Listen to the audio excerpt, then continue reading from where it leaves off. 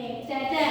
Kalau tidak ada, saya sampaikan beberapa manfaat berpikir komputasional. Yang pertama, berpikir komputasional itu bisa membantu kita memecahkan masalah secara efisien. Yang tadinya masalah itu terlalu sulit, kita bisa pecahkan dan kita permudah dengan menggunakan prinsip berpikir komputasional. Kemudian yang kedua, ini bisa membantu kita mengasah keterampilan berpikir kritis dan analitis. Jadi dari setiap permasalahan yang ada bisa membuat kita, memudahkan kita itu untuk berlatih berpikir kritis dan menganalisis setiap permasalahan yang ada. Yang ketiga, membiasakan bekerja dengan langkah yang terstruktur.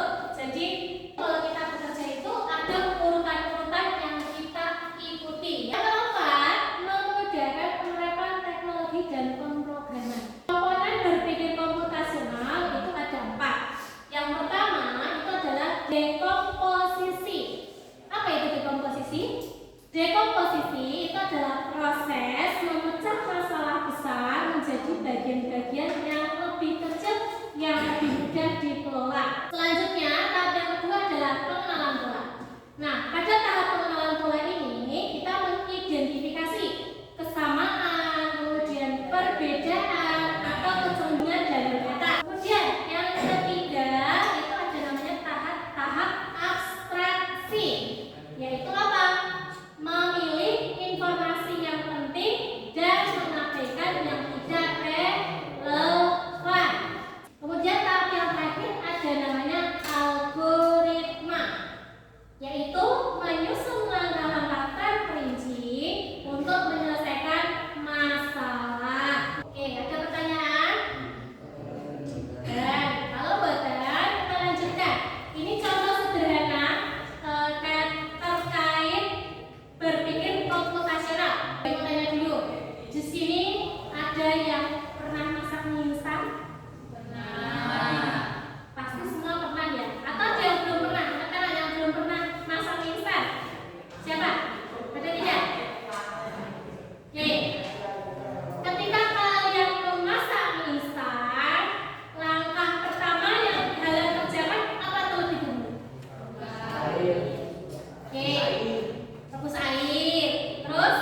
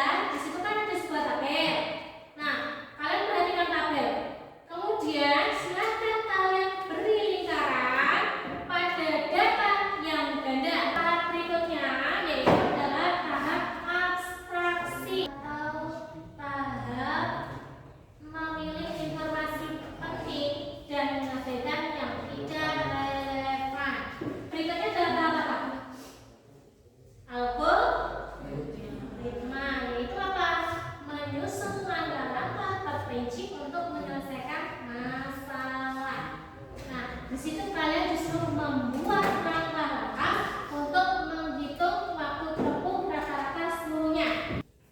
Diminta aja boleh. Yang data-datanya mana? Lihat yang datanya tidak sama dan sudah komplit. Selain mandi, siapa yang komplit?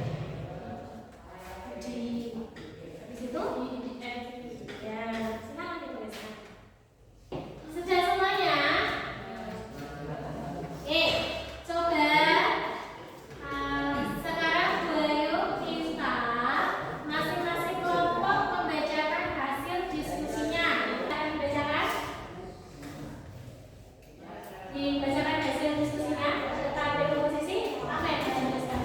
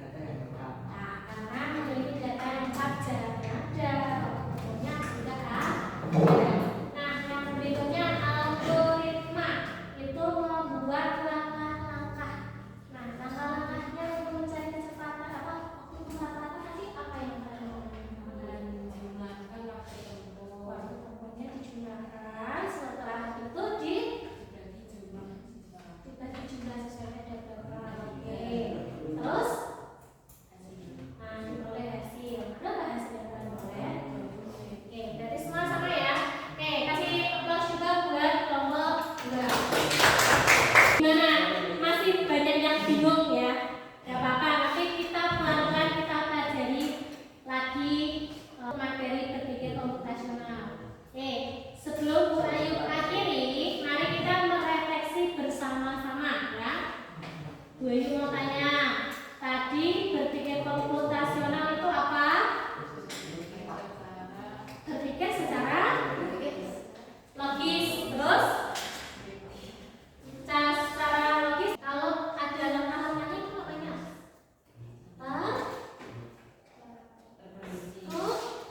struktur. Kemudian sistematis. Kemudian untuk tahapan-tahapan berpikir komputasional tadi ada 4. Yang pertama tahap apa namanya? Tahap yaitu apa? Memecah menjadi apa? Masalah besar dipecah jadi lebih kecil. Tadi kan data nih banyak ya toh. Nah, kemudian dari menentukan waktu rata-rata itu kalian pecah kecil-kecil kan. Data yang kalian butuhkan ternyata untuk mencari kecepatan itu kalian kategorikan. Yang pertama butuh nama siswanya siapa. Kemudian setelah itu butuh jaraknya. Selanjutnya butuh waktu tempuhnya. Nah, itu berarti masuk tahap dekomposisi atau memecah yang besar menjadi bagian-bagian kecil. Nah, pada tahap yang berikutnya ada yang namanya tahap apa? Tahap kedua. Coba, ayo tahap kedua. Pengenalan pola. Yaitu apa? Mengidentifikasi